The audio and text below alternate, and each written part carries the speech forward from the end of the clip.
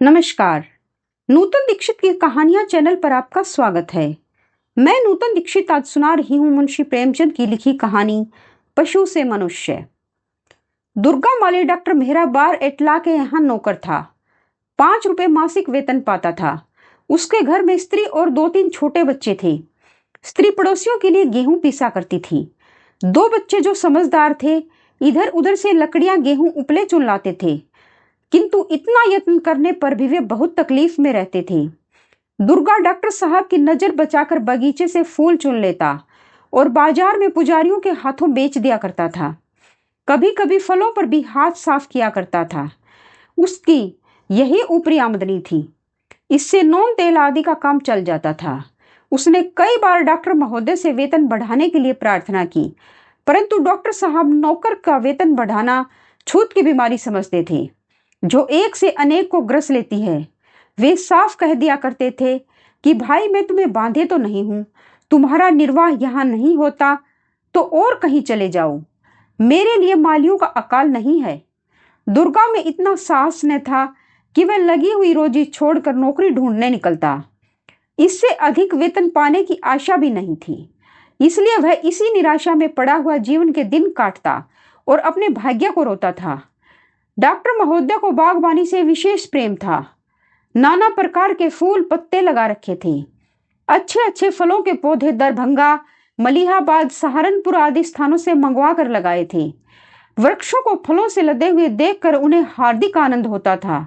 अपने मित्रों के यहाँ गुलदस्ते और शाक भाजी की डालियां तोहफे के तौर पर भिजवाते रहते थे।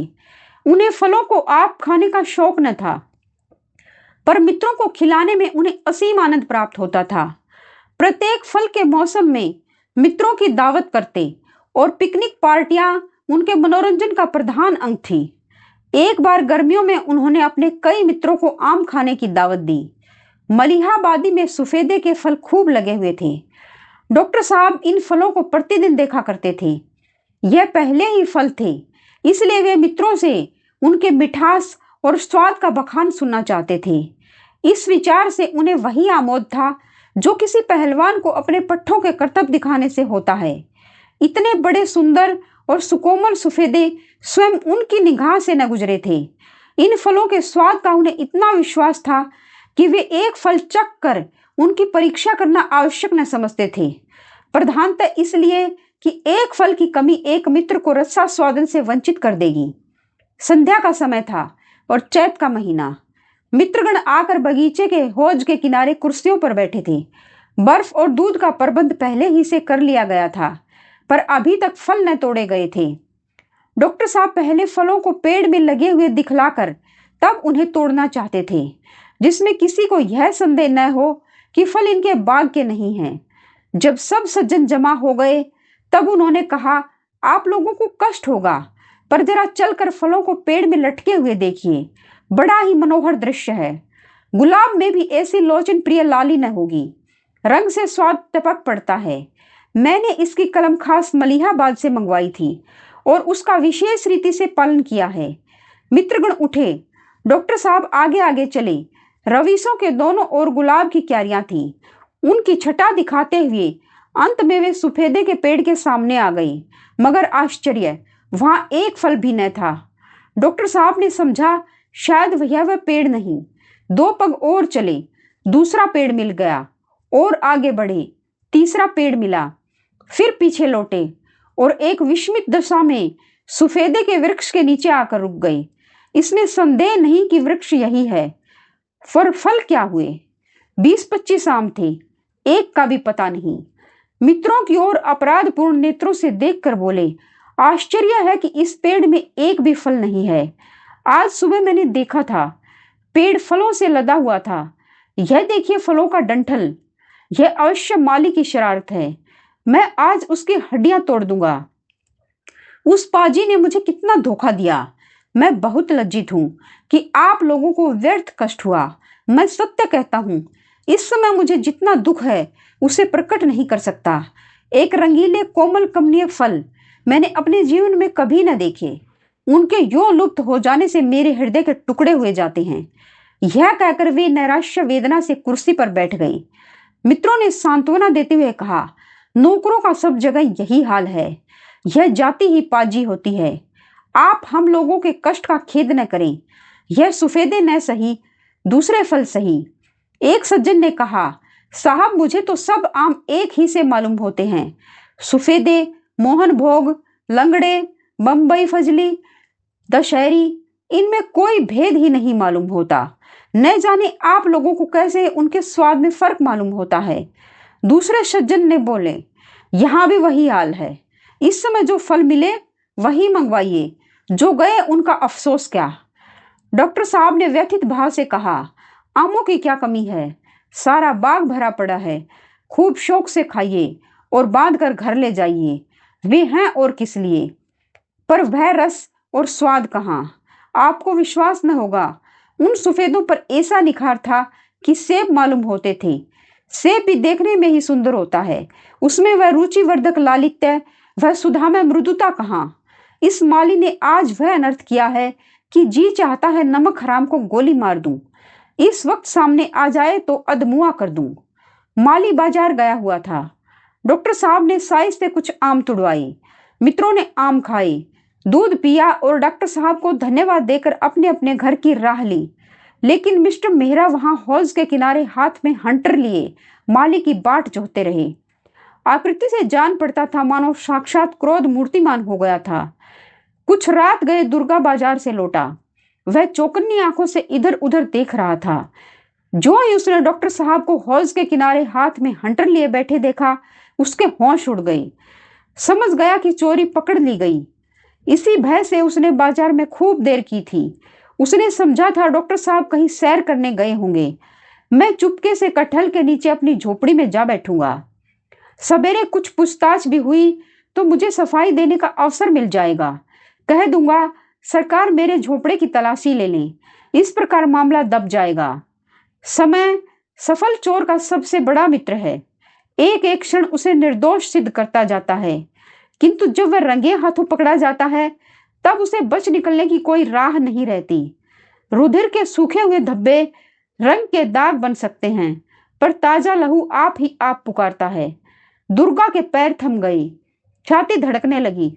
डॉक्टर साहब की निगाह उस पर पड़ गई थी। अब उल्टे पांव लौटना व्यर्थ था।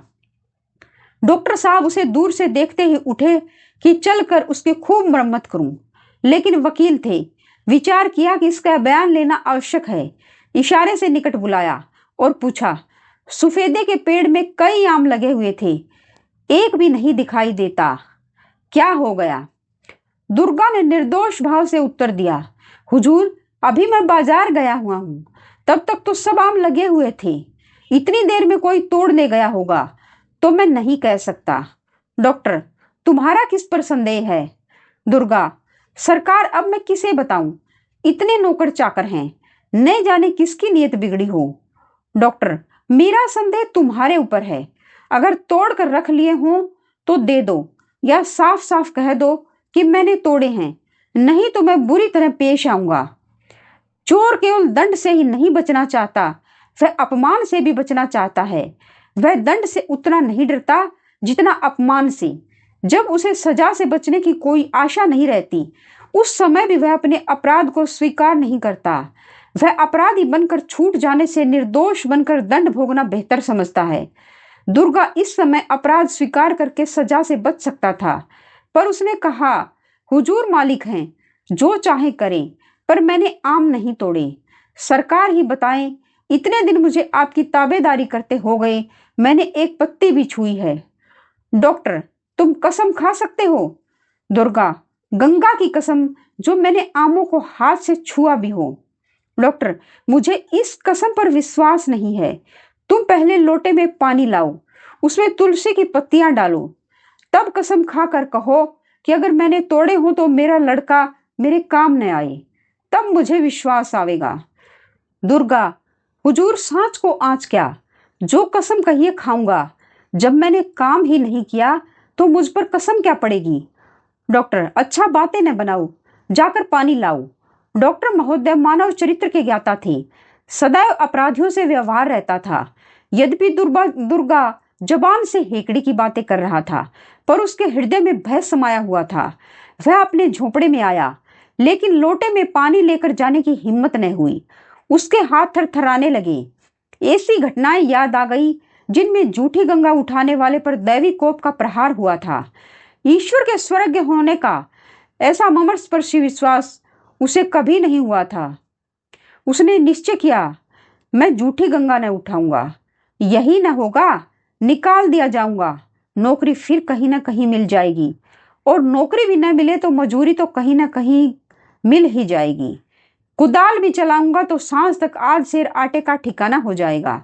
वह धीरे धीरे खाली हाथ डॉक्टर साहब के सामने आकर खड़ा हो गया। डॉक्टर साहब ने कड़े स्वर से पूछा, पानी लाया? दुर्गा, हुजूर मैं गंगा न उठाऊंगा। डॉक्टर, तो तुम्हारा आम तोड़ना साबित है। दुर्गा, अब सरकार जो चाहे समझे। मान लीजिए मैंने ही आम तोड़े तो आपका गुलाम ही तो हूं। रात दिन ताबेदारी करता हूं। बाल बच्चे आमों के लिए रोवे तो कहाँ जाऊं। अब की जान बख्शी जाए, फिर ऐसा कसूर न होगा। डॉक्टर महोदय इतने उदार न थे। उन्होंने यही बड़ा उपकार किया कि दुर्गा को पुलिस के हवाले न किया और हंटर ही लगाए। उसकी इस धार्मिक श्रद्धा ने उन्हें कुछ नर्म कर दिया था, मगर ऐसे दुर्बल हृदय को अपने यहाँ रखना असंभव था। उन्होंने उसी क्षण दुर्गा को जवाब दे दिया और उसके आधे महीने की बाकी मजूरी जब्त कर ली। कई मास के पश्चात एक दिन डॉक्टर मेहरा बाबू प्रेम शंकर के बाग की सैर करने को गए। वहां से कुछ अच्छे अच्छे कलमे लाना चाहते थे। प्रेम शंकर को भी बागबानी से प्रेम था और दोनों मनुष्यों में यही समानता थी। अन्य सभी विषयों में एक दूसरे से भिन्न थे। प्रेम शंकर बड़े संतोषी, सरल और सुहृदय मनुष्य थे। वे कई साल अमेरिका रह चुके थे। वहां उन्होंने कृषि विज्ञान का खूब अध्ययन किया था और यहाँ आकर इस वृत्ति को अपनी जीविका का आधार बना लिया था। मानव चरित्र और वर्तमान सामाजिक संगठन के विषय में उनके विचार विचित्र थे। इसलिए शहर के सभ्य समाज में लोग उनकी उपेक्षा करते थे और उन्हें झक्की समझते थे। इसमें संदेह नहीं कि उनके सिद्धांतों से लोगों को एक प्रकार की दार्शनिक सहानुभूति थी, पर उनके क्रियात्मक होने के विषय में उन्हें बड़ी शंका थी। संसार कर्म क्षेत्र है, मीमांसा क्षेत्र नहीं। यहाँ सिद्धांत सिद्धांत ही रहेंगे, उनका प्रत्यक्ष घटनाओं से संबंध नहीं। डॉक्टर साहब बगीचे में पहुंचे तो उन्होंने प्रेम शंकर को क्यारियों में पानी देते हुए पाया। कुएं पर एक मनुष्य खड़ा पंप से पानी निकाल रहा था। मेहरा ने उसे तुरंत ही पहचान लिया। वह दुर्गा माली था। डॉक्टर साहब के मन में उस समय दुर्गा के प्रति एक विचित्र ईर्ष्या का भाव उत्पन्न हुआ। जिस नराधम को उन्होंने दंड देकर अपने यहां से अलग कर दिया था, उसे नौकरी क्यों मिल गई? यदि दुर्गा इस वक्त फटे हाल रोनी सूरत बनाए दिखाई देता तो डॉक्टर साहब को उस पर दया आ जाती। वे संभवतः उसे कुछ इनाम देते और प्रेम शंकर से उसकी प्रशंसा भी कर देते। उनकी प्रकृति में दया थी और अपने नौकरों पर उनकी कृपा दृष्टि रहती थी, परंतु उनकी इस कृपा और दया में लेश मात्र भी भेद न था जो अपने कुत्तों और घोड़ों से थी। इस कृपा का आधार न्याय नहीं, दीन पालन है। दुर्गा ने उन्हें देखा, कुएं पर खड़े खड़े सलाम किया और फिर अपने काम में लग गया। उसका यह अभिमान डॉक्टर साहब के हृदय में भाले की भांति चुभ गया। उन्हें यह विचार कर अत्यंत क्रोध आया कि मेरे यहां से निकलना इसके लिए हितकर हो गया। उन्हें अपनी सहृदयता पर जो घमंड था उसे बड़ा आघात लगा। प्रेम शंकर जो ही उससे हाथ मिलाकर उन्हें क्यारियों की सैर कराने लगा, तो ही डॉक्टर साहब ने उनसे पूछा, यह आदमी आपके यहाँ कितने दिनों से है? प्रेम शंकर, यही 6 या 7 महीने होंगे। डॉक्टर, कुछ नोच खसोट तो नहीं करता? यह मेरे यहाँ माली था। इसके हथलकेपन से तंग आकर मैंने इसे निकाल दिया था।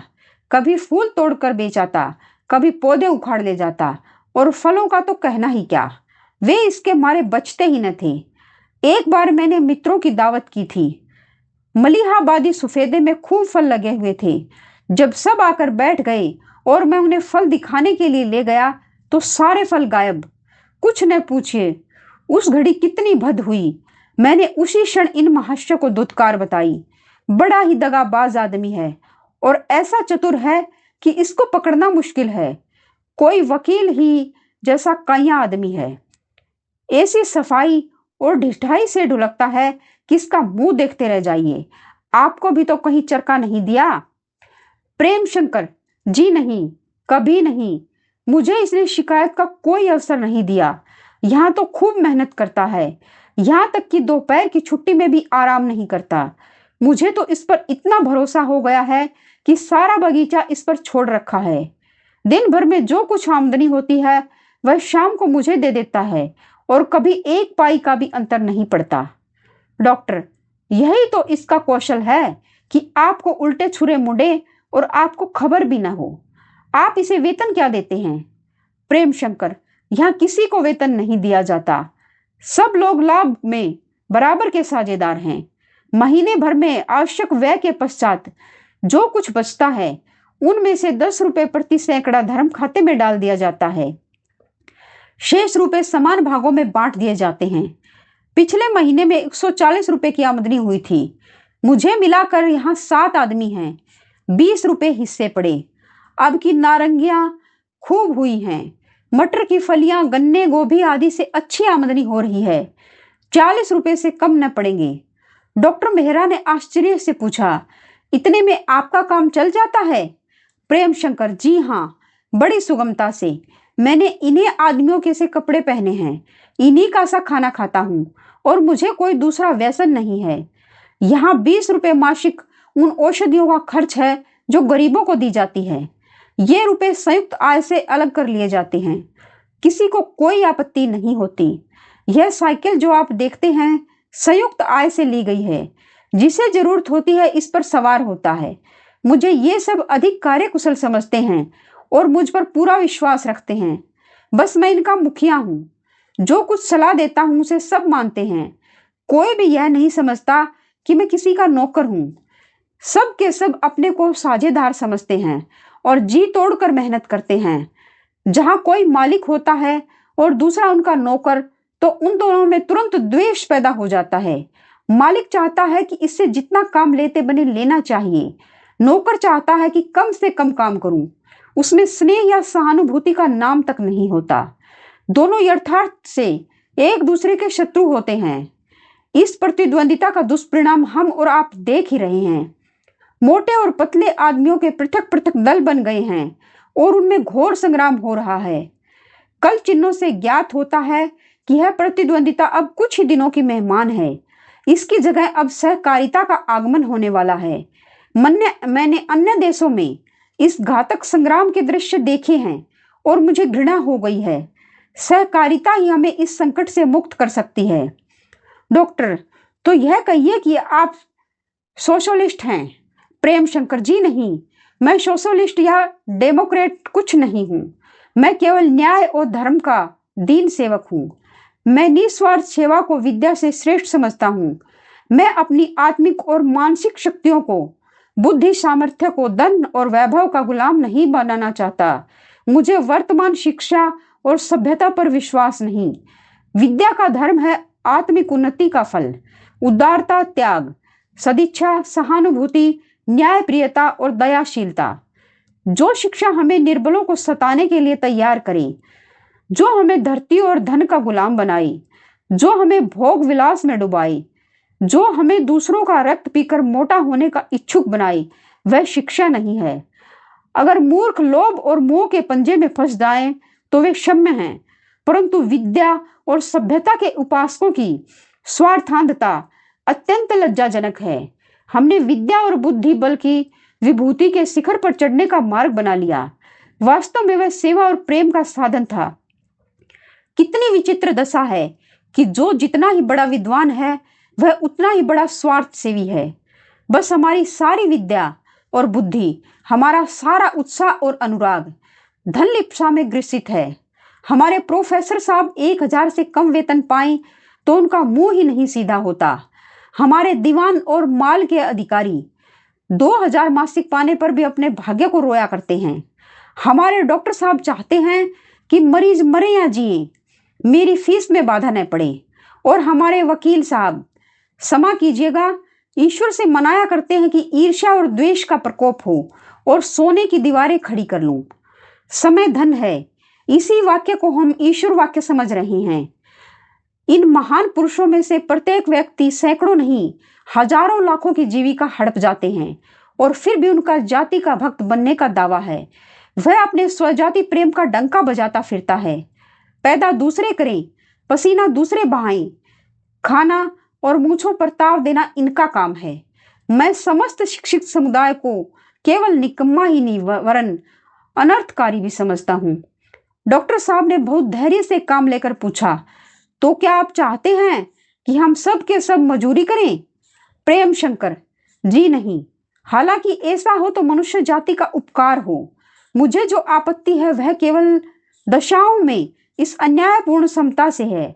यदि एक मजूर 5 रुपया में अपना निर्वाह कर सकता है तो एक मानसिक काम करने वाले प्राणी के लिए इससे दुगनी तिगनी आय काफी होनी चाहिए। और वह अधिकता इसलिए नहीं कि उसे कुछ उत्तम भोजन, वस्त्र या सुख की आवश्यकता होती है, मगर 5 और 5,000, 50 और 50,000 का अस्वाभाविक अंतर क्यों हो? इतना नहीं, हमारा समाज 5 और 5 लाख के अंतर का भी तिरस्कार नहीं करता, वरन उसकी और भी प्रशंसा करता है।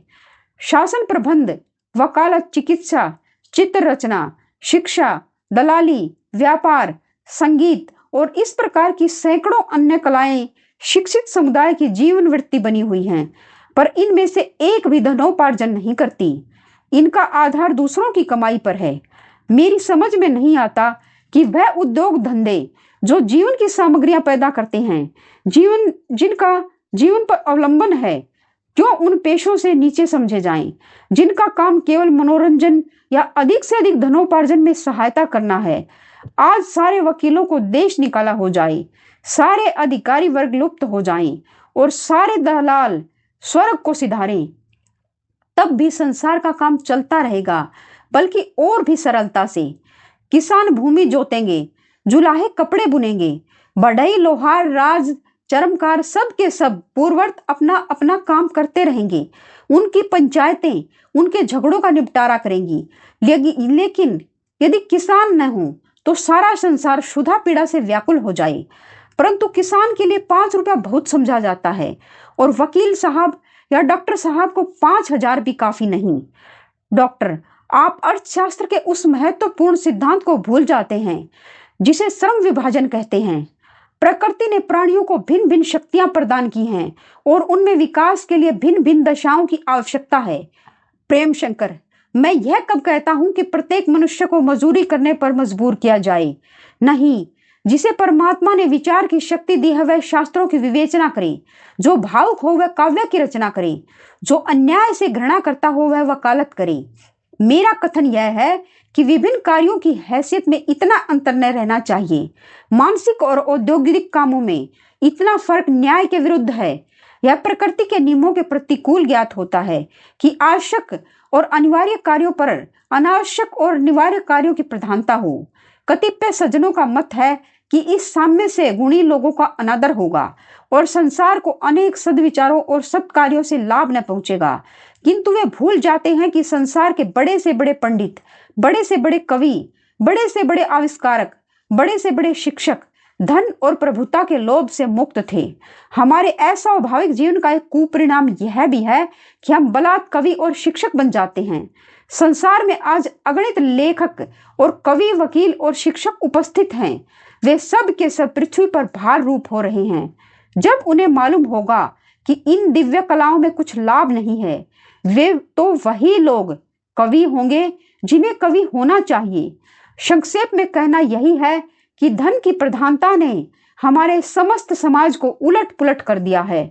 डॉक्टर मेहरा अधीर हो गए, बोले, महाशय, समाज गठन का यह रूप देवलोक के लिए चाहे उपयुक्त हो, पर भौतिक संसार के लिए और इस भौतिक काल में कदापि उपयोगी नहीं हो सकता।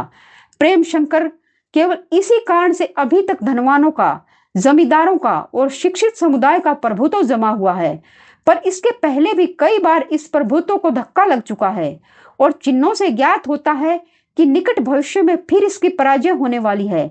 कदाचित वह हार निर्णयात्मक होगी। समाज का चक्र साम्य से आरंभ होकर फिर साम्य पर ही समाप्त होता है। एकाधिपत्य, रईसों का प्रभुत्व और वाणिज्य प्रबलता उसकी मध्यवर्ती दशाएं हैं। वर्तमान चक्र ने मध्यवर्ती दशाओं को भोग लिया है और वह अपने अंतिम स्थान के निकट आता जाता है, किंतु हमारी आंखें अधिकार और प्रभुता के मद में ऐसी भरी हुई हैं कि हमें आगे पीछे कुछ नहीं सूझता। चारों ओर से जनतावाद का घोर नाद हमारे कानों में आ रहा है, पर हम ऐसे निश्चिंत हैं मानो वह साधारण मेघ की गरज है। हम अभी तक उन्हीं विद्याओं और कलाओं में लीन हैं जिनका आश्रय दूसरों की मेहनत है। हमारे विद्यालयों की संख्या बढ़ती जाती है, हमारे वकील खानों में पांव रखने की जगह नहीं है। गली गली फोटो स्टूडियो खुल रहे हैं, डॉक्टरों की संख्या मरीजों से भी अधिक हो गई है, पर अब भी हमारी आंखें नहीं खुलती। हम इस अस्वाभाविक जीवन, इस सभ्यता के तिलिस्म से बाहर निकलने की चेष्टा नहीं करते। हम शहरों में कारखाने खोलते फिरते हैं इसलिए कि मजदूरों की मेहनत से मोटे हो जाएं। 30 रुपए और 40 रुपए सैकड़े लाभ की कल्पना करके फूले नहीं समाते। पर ऐसा कहीं देखने में नहीं आता कि किसी शिक्षित सज्जन ने कपड़ा बुनना या जमीन जोतना शुरू किया हो। यदि कोई दुर्भाग्यवश ऐसा करे भी तो उसकी हंसी उड़ाई जाती है। हम उसी को मान प्रतिष्ठा के योग्य समझते हैं जो तकिया गद्दी लगाए बैठा रहे, हाथ पैर न हिलाए और लेन देन पर सूद बट्टे पर लाखों के वारे न्यारे करता हो। यही बातें हो रही थी कि दुर्गा माली एक डाली नारंगियों, गोभी के फूल, अमरूद, मटर की फलियों आदि सजा कर लाया और उसे डॉक्टर साहब के सामने रख दिया। उसके चेहरे पर एक प्रकार का गर्व था, मानो उसकी आत्मा जागृत हो गई है। वह डॉक्टर साहब के समीप एक मोटे मोढ़े पर बैठ गया और बोला, हुजूर को कैसी कलमें चाहिए? आप बाबूजी को एक चिट पर उनके नाम लिख कर दे दीजिए, मैं कल आपके मकान पर पहुंचा दूंगा। आपके बाल बच्चे तो अच्छी तरह हैं? डॉक्टर साहब ने कुछ सकुचा कर कहा, हाँ लड़के अच्छी तरह हैं। तुम यहाँ अच्छी तरह हो? दुर्गा, जी हाँ, आपकी दया से बहुत आराम से हूँ।